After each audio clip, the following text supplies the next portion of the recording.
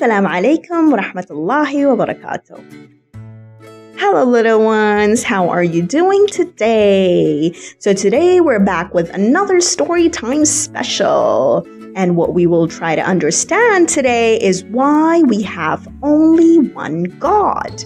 We all know that we have only one Allah. And who is Allah? Allah is our God. Allah is the only creator. Allah is the only God. But have you ever imagined what would have happened if we had two gods, if we had two Allahs? And how would the world be if there were more than one creator? It would be crazy. Yes, you're absolutely right. Today we will understand why it is important for there to be just one God and why Allah is the all-wise and the all-knowing, and how He can do the best for everybody in this world. So let's take our first example. Just imagine if you were in a football team, or if you were playing soccer, and here you had two coaches who were asking you to do different things. Who would you listen to? Would you listen to Coach A or would you listen to Coach B?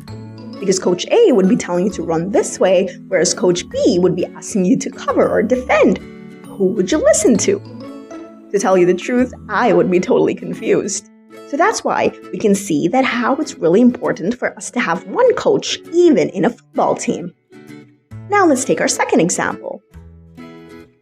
Just imagine if you lived in a country with two people in charge, with two presidents, for example.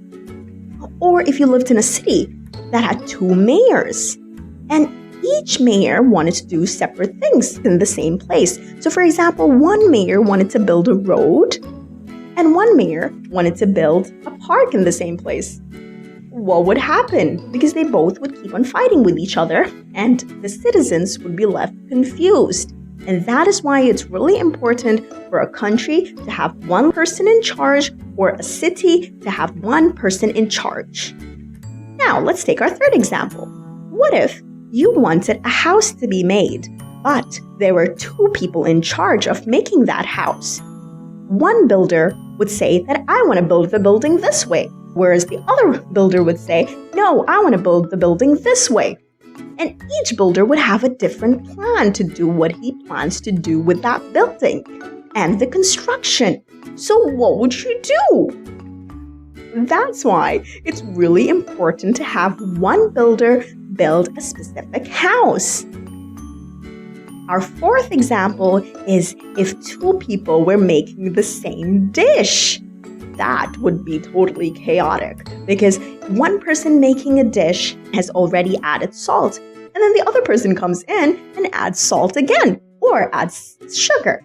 So if two cooks make their own food in the same pot, how will the food taste? Ayo. It may be burnt or may have too much salt in it.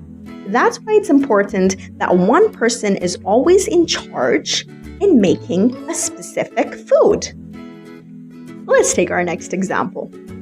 If you were in a school that had two principals and each principal wanted to do different things in a specific time, who would you all listen to and obey?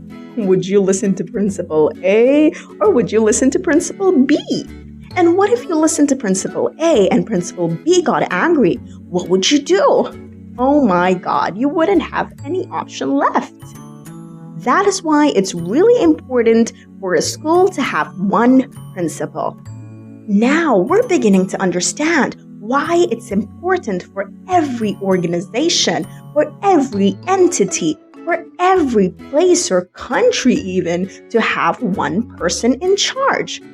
So if these little entities and these little organizations and these little countries that are comparatively so small to this entire world need one person in charge, why don't you think that this entire universe would need one person to be in charge?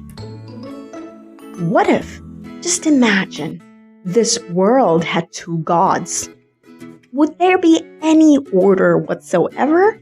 What if one god wanted to bring out the sun, but the other god wanted to bring out the moon at the same time? Would it be day and night at the same time? People would not even know when to sleep or to wake up. I wouldn't want to live in that sort of world. Or maybe one god wanted to make rivers and the other god wanted to make the sun so hot that the rivers would dry up. How would the people go across the sea? Now that would be a really difficult situation for all of us. Now what if each god made his own moon and the other moons collided and became angry with each other? What would happen? What if there were multiple suns? What if there were multiple moons? Oh my God. We can already see how this entire world and the organization would be so chaotic and so distressing because no one would know what to do and no one would know what to expect the very next second. So now we understand why it's important for this entire world to have only one God, and that God is Allah.